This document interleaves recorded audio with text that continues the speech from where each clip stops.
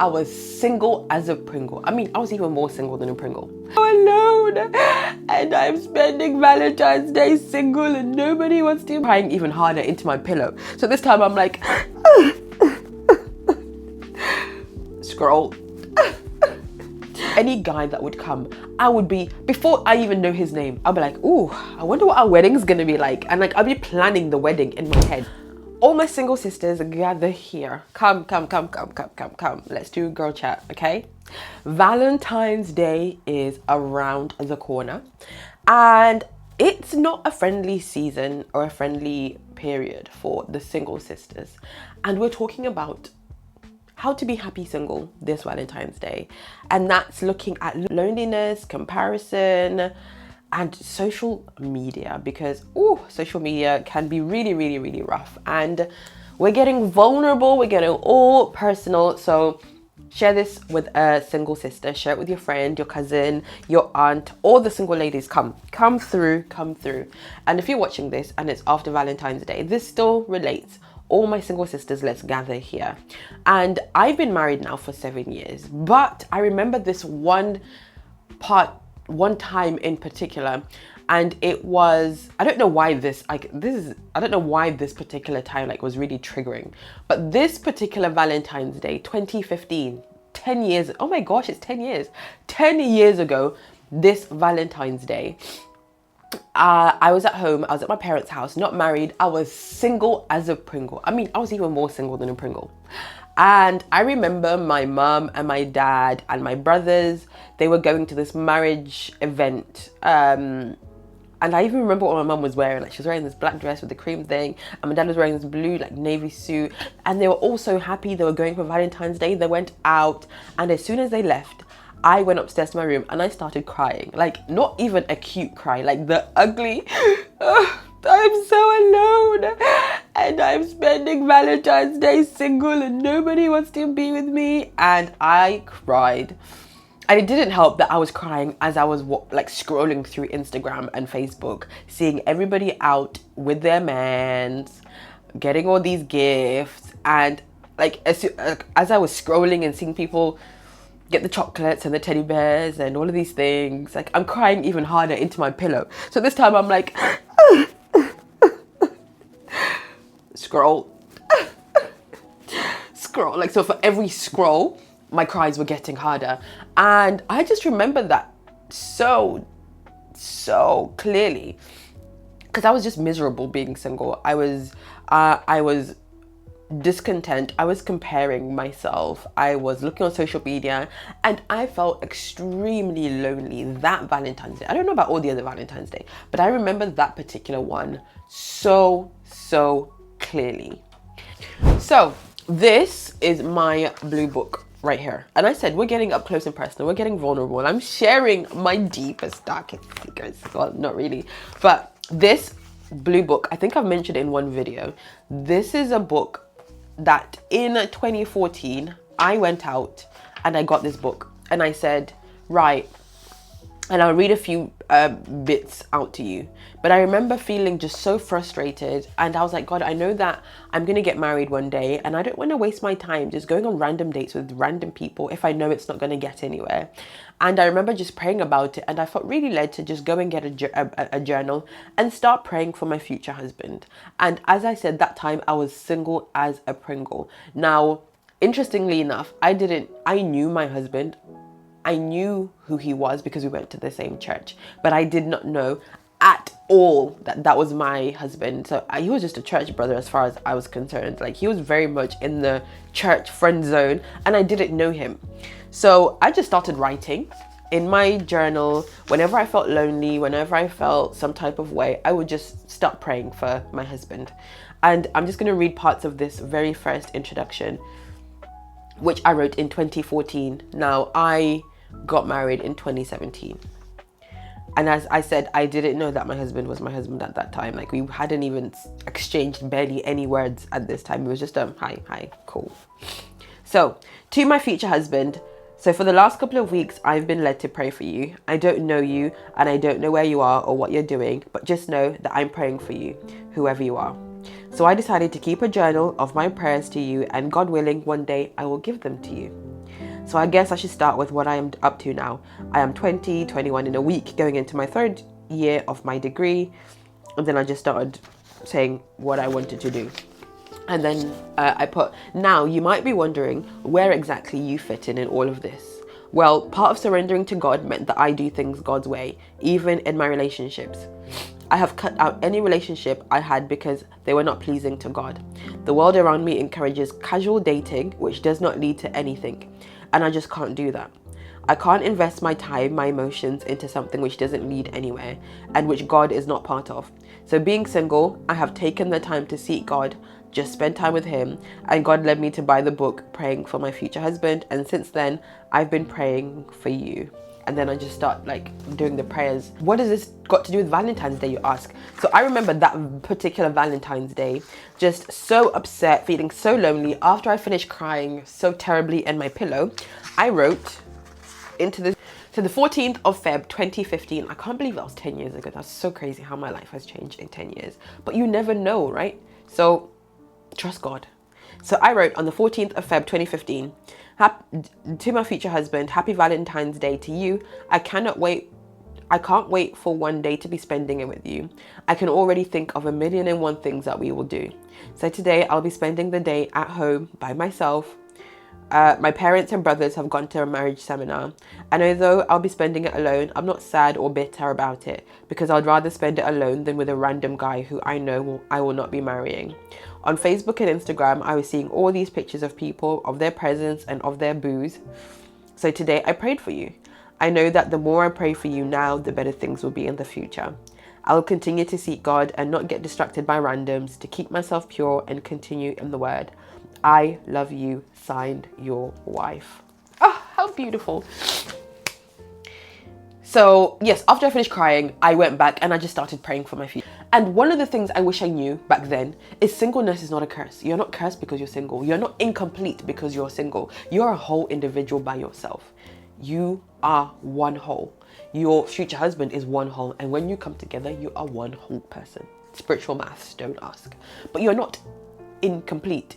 You are whole. So stop waiting to live your life because you're waiting for your husband. You can't even go out for dinner because you're waiting for your husband. Everywhere you go, you're waiting for your husband. You can't even travel. Stop putting your life on pause because you're waiting to get married. Travel, okay.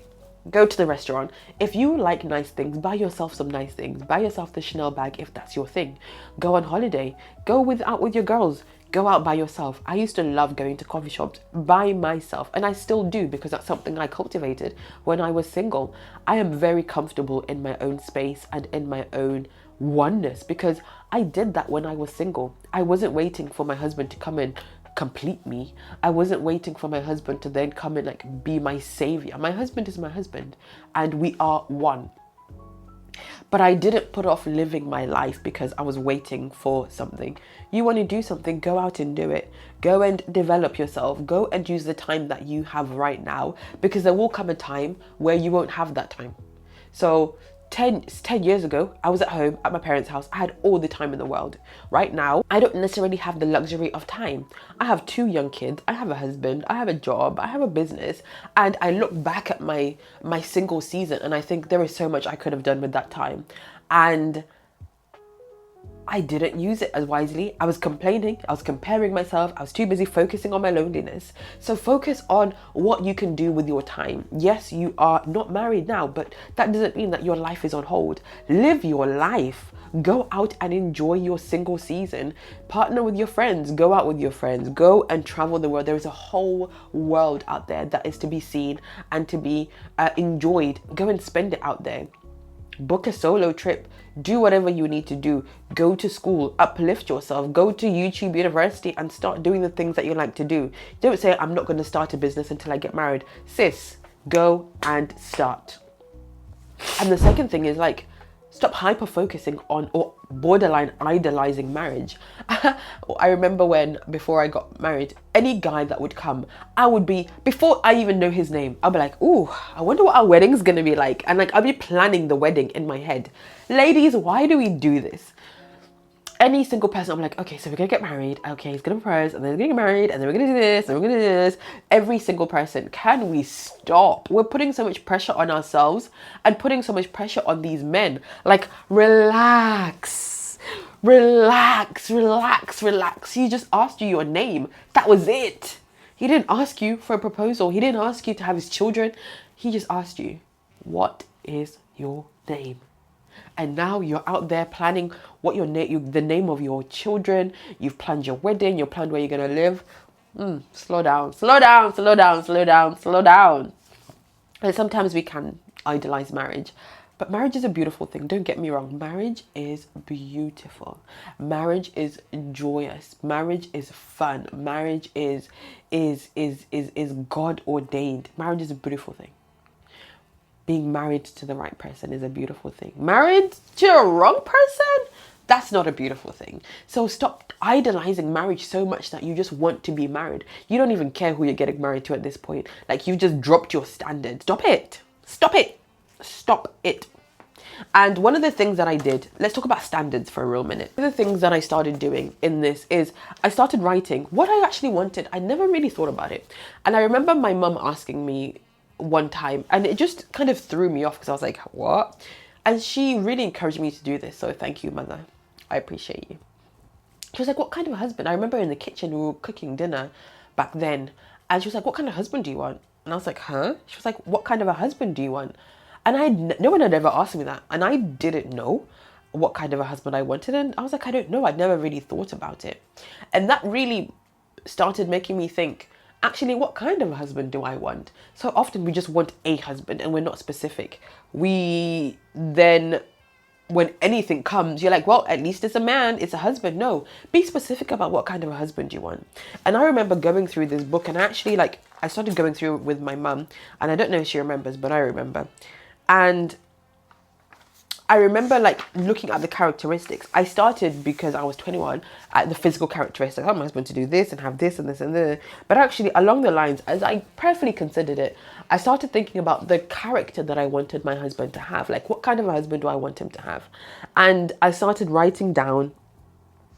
And I started writing down some of the characteristics that I had. And one of the things that I put, or some of the things that I put is, he rejoices in his relationship with Christ. And he's so passionate about God and God's people. Number 2, he puts the needs of others ahead of his own. Matthew 22, verse 37 to 40, that you realize that your life is not about you, but it's about service and serving. I wanted someone who was passionate to serve in ministry, that he must know his purpose in Christ, who's hungry to do God's work even without recognition. He's passionate about lost souls. Number 4, understands the purpose of marriage and the purpose of the male and the female, and that it's not just about each other. Marriage is not about serving. Like, marriage is a very selfless act, and society tells you it's about me, and if I'm not getting my needs met, I'm gonna go. But marriage is very, very selfless. And I put, it's not about each other, but it's about God. I wanted somebody who refuses to jump ahead of God's timing. A very patient man is what I put. Like, I used to pray that my husband is a very patient person. Number 6, I put a man of prayer. James 5 verse 16, a man who knows how to pray, who knows how to cover his house in prayer, who knows how to cover me in prayer. Number 7, a man not afraid to love God passionately, to love others passionately, to love me passionately. A man who loves like Jesus.